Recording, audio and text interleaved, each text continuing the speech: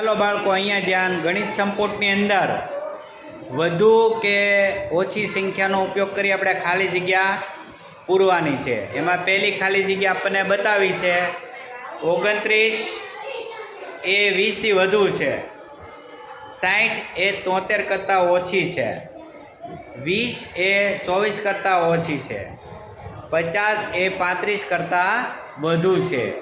એ રીતના આ બાજુ 15 એ 41 કરતાં ઓછી છે, 48 કરતાં વધુ 50 છે, 1 એ 2 કરતાં ઓછી છે. અને હવે નીચેની સાઈડ જુઓ તમે, નીચેની સંખ્યાને ઉતરતા ક્રમમાં લખો.